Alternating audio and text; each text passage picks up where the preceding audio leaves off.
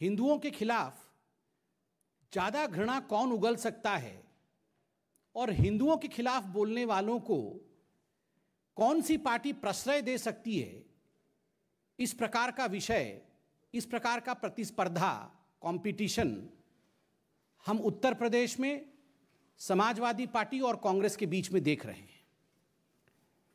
कल आश्चर्य हुआ जब एक औपचारिक फॉर्मल प्रेस कॉन्फ्रेंस में, जिसमें कांग्रेस के अध्यक्ष उत्तर प्रदेश के अजय लल्लू जी मौजूद थे, उनकी मौजूदगी में मौलाना तौकीर रजा खान, जो कि इत्तेहाद-ए-मिल्लत नामक पॉलिटिकल पार्टी को हेड करते हैं, उन्होंने कांग्रेस पार्टी को अपना समर्थन घोषित किया।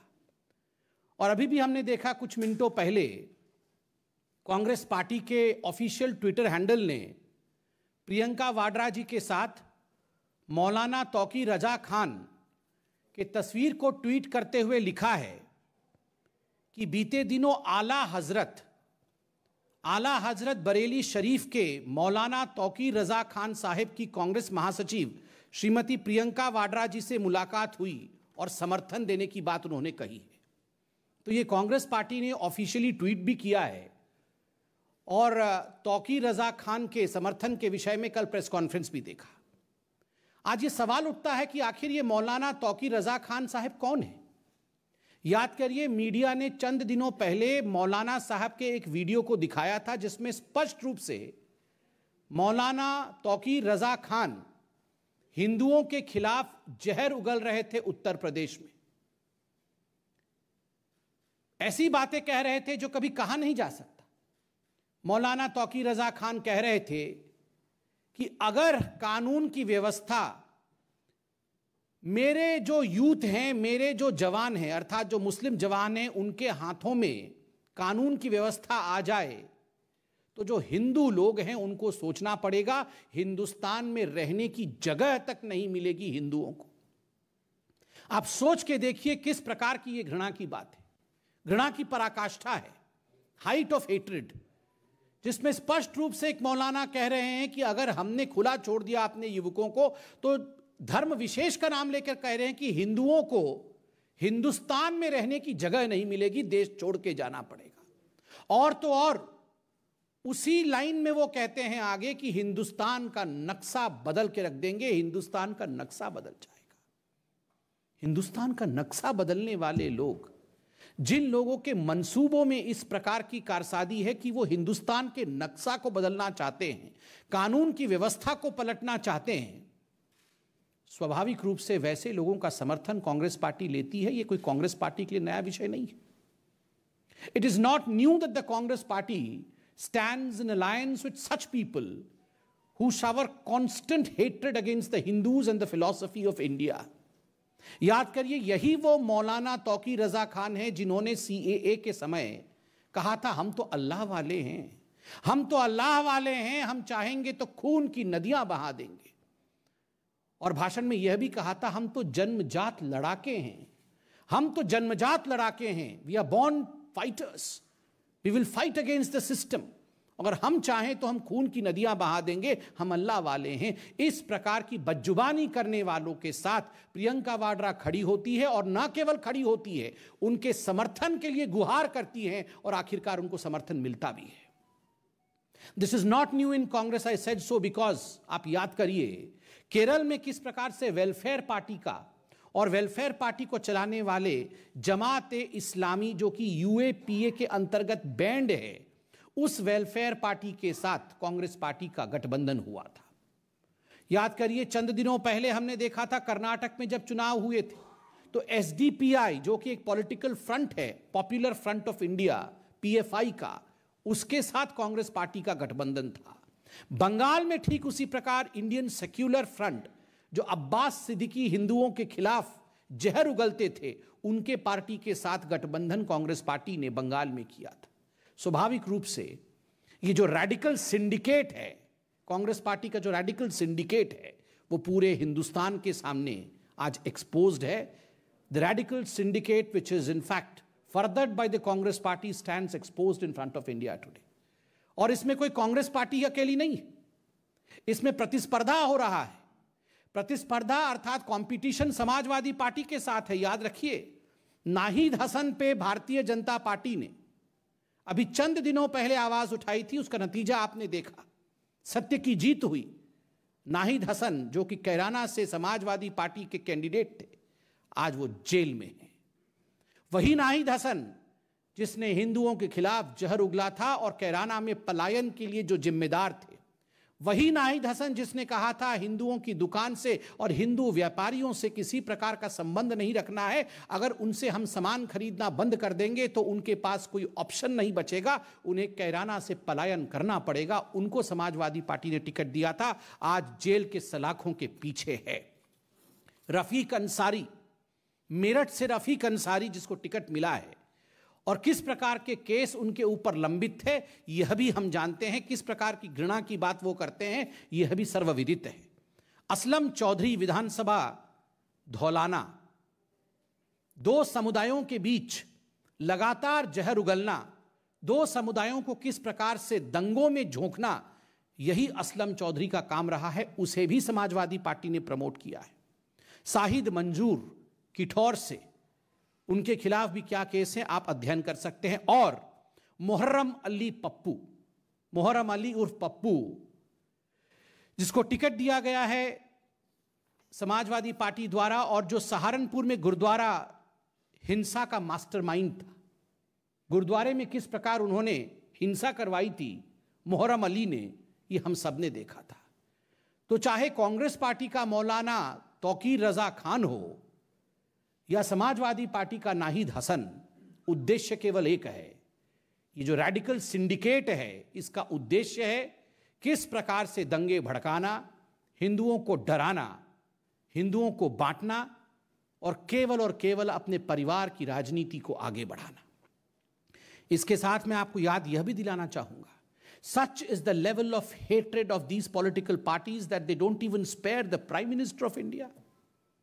ये जो घृणा की राजनीति है, आज कुछ पॉलिटिकल पार्टीज जो घृणा की राजनीति को आगे बढ़ा रही हैं, उसमें इसका आलम इस कदर ऊपर जा चुका है कि कुछ पॉलिटिकल लोग प्रधानमंत्री नरेंद्र मोदी जी के खिलाफ भी जिस प्रकार के शब्दों का उच्चारण कर रहे हैं, प्रयोग कर रहे हैं, और जिस प्रकार का प्रयोग पंजाब में भी हुआ वो हमने देखा है।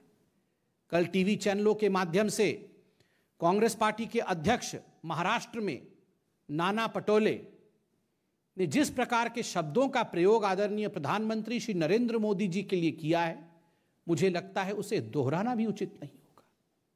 वो कहते हैं कि आवश्यकता पड़ने पर मैं मोदी को मार भी सकता हूं, मैं मोदी को गाली भी दे सकता हूं, मैं मोदी को मार भी सकता हूं, मैं मोदी को गाली भी दे सकता हूं। आज मैं राहुल गांधी और प्रियंका वाड्रा से पूछना चाहता हूं, भारतीय जनता पार्टी की तरफ से, या आपके पार्टी के इतने बड़े बड़े नेता मोदी जी के खिलाफ, देश के प्रधानमंत्री के खिलाफ जिस प्रकार का जहर उगल रहे हैं, एक बात बिल्कुल स्पष्ट है, पंजाब में प्रधानमंत्री के सुरक्षा के ऊपर जिस प्रकार का हमला हुआ, सुरक्षा में चूक हुई, सुरक्षा में टूट हुई, वो प्रयोग था, संयोग नहीं था।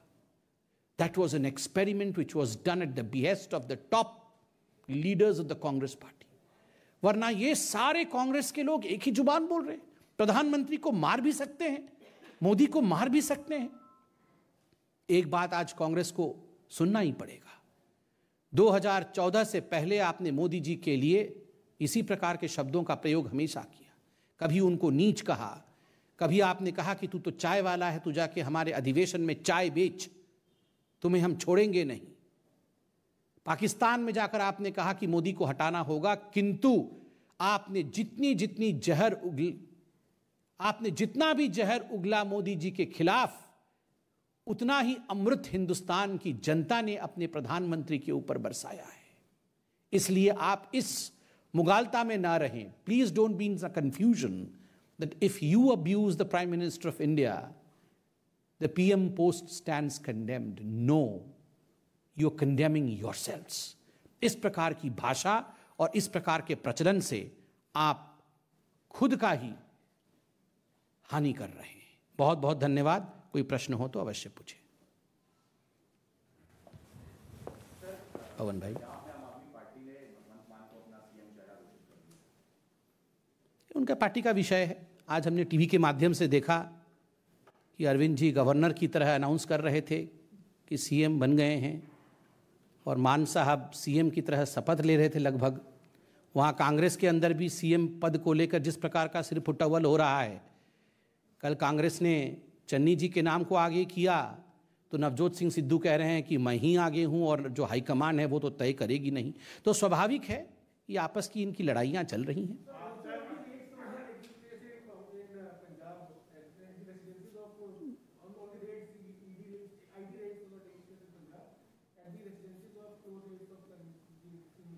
No, these were ongoing cases. These were ongoing cases, and there were cases against 26 people which we gather from the media reports, which were filed. The FIRs were filed by the Punjab government, and the Punjab government has asked action against these people. And remember, some of the tallest leaders of Punjab, like the Congress president himself, had called for action against them. So why cry foul today? Law will take its own course. These things should not be seen with a myopic vision of politics. जहां तक पंजाब में red इत्यादि का सवाल है, इन चीज़ों को राजनीतिक चश्मों से कभी देखना नहीं चाहिए। याद करिए, आज हमने मीडिया के माध्यम से देखा है कि 26 ऐसे व्यक्ति हैं, इंडिविजुअल्स हैं, जिनके खिलाफ पंजाब की कांग्रेस सरकार ने ही एफआईआर किया था, और सैंड माफिया के रूप में उनके खिलाफ एफआईआर हुई थी। ये तो खुद मीडिया बता रही है, पंजाब की सरकार बता रही थी। तो स्वाभाविक रूप से जो पंजाब की सरकार चाहती थी कि इनके खिलाफ कार्यवाही हो, अगर कानूनी कार्यवाही कोई हो रहा है जिसका चुनाव से कोई लेना देना नहीं है, तो मुझे लगता है इसको राजनीतिक दृष्टिकोण से नहीं देखना चाहिए। और चंद दिनों पहले तो खुद कांग्रेस के अध्यक्ष सिद्धू साहब भी कह रहे थे कि बहुत सैंड माफिया है, बाकी कुछ पॉलिटिकल पार्टीज भी कह रही थी। तो मुझे लगता है भ्रष्टाचार की लड़ाई में कभी भी राजनीति को हावी नहीं होने देना चाहिए।